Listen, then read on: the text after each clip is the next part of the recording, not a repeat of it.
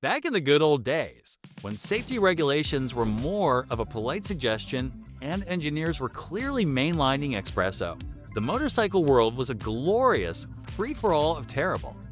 Brilliant ideas, and right at the top of that questionably awesome list sits the Bambino CR 1000. Welcome to Nobody Drives. Like, subscribe, and comment for more. Let's start. It is a Dutch motorcycle, which is already a bit of an outlier, but its real party trick was the engine.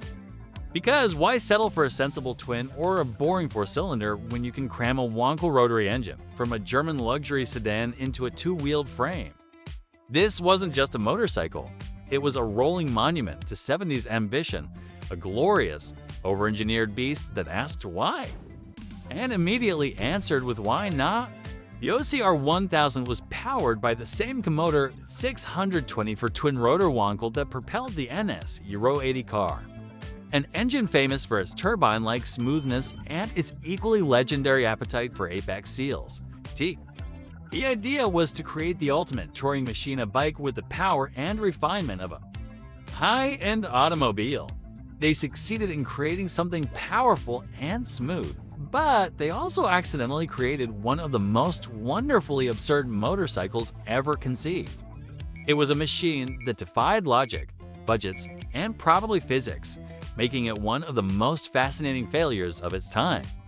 Of course, if shoving a car engine into a bike frame seems a bit much, you'll be pleased to know that some engineers looked at that idea and thought, that's cute, but what if we used more engine? Welcome to the rarefied, frankly unhinged world of V12 motorcycles. This is a realm where the concept of too much is met with a blank stare and another cylinder. While most major manufacturers would laugh you out of the boardroom for pitching such a thing, a few brave, custom builders decided to make it a reality.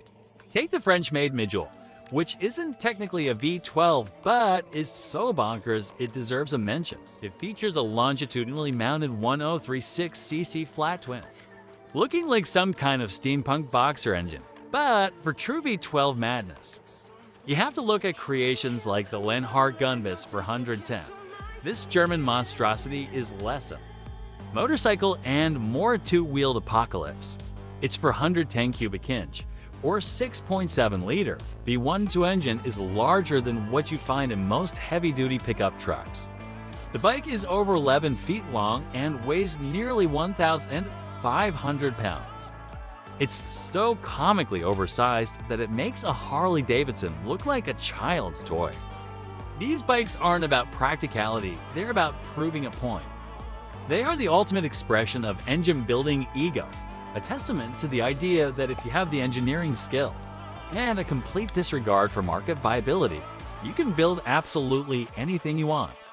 It's the kind of thinking that leads to either a Nobel Prize or a very expensive, very stationary sculpture. In this case, we got both.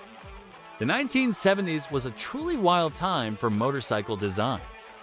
It was as if the entire industry collectively decided that the conventional piston engine was just a bit dull. This decade wasn't just about adding more cylinders, it was a psychedelic trip of engineering experimentation. Flush with cash from a booming market and high on the fumes of leaded gasoline, manufacturers threw everything at the wall to see what would stick. Rotary engines were the big craze for a hot minute. Besides Van Veen, giants like Suzuki with their RE5 and Hercules with the W2000 all tried to make the spinning Dorito a thing. They promised vibration-free power and a futuristic sound, but delivered complexity and thirstiness instead, not to be outdone. Some engineers skipped pistons and rotors entirely and went straight for turbines. Remember them. MTT Y2K turbine Superbike, while that came later, its conceptual ancestor was born in the 70s. The idea was to strap a jet engine, typically from a helicopter, into a bike frame for ultimate speed and the ability to deafen everyone in a 3-block radius. It was an era of unbridled optimism, where no idea was too crazy. 6-cylinder bikes like the Honda CBX and Kawasaki Z1300 became production realities, pushing the boundaries of what a mainstream motorcycle could be.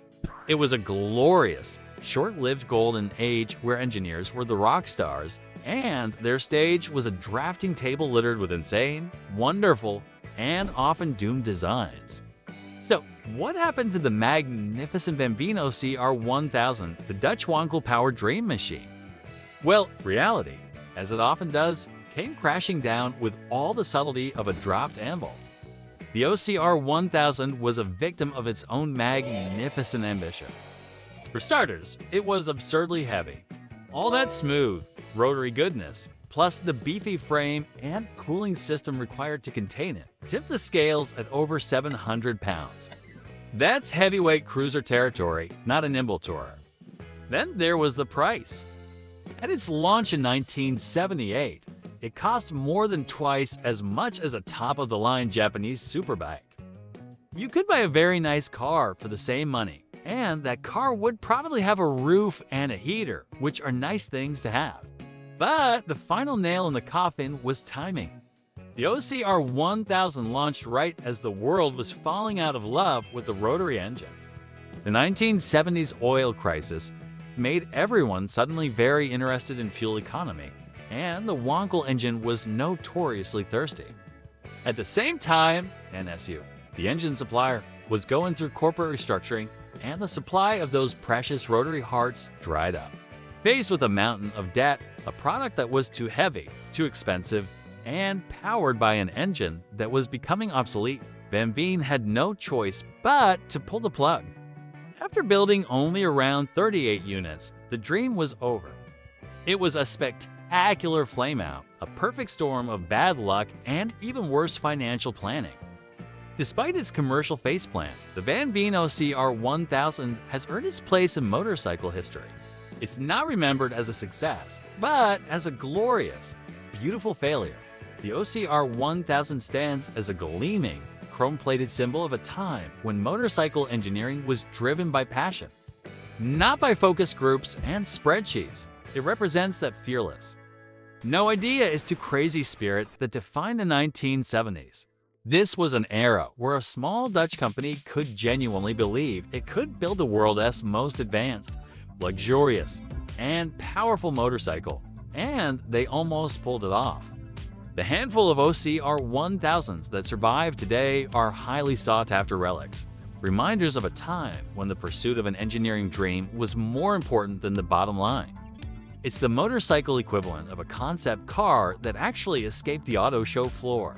It proved that sometimes the most memorable and important creations aren't the ones that sell the most, but the ones that dared to be different, dared to be bold, and, yes, dared to be a little bit insane. Thanks for watching Nobody Drives. Like, subscribe, and see you next time.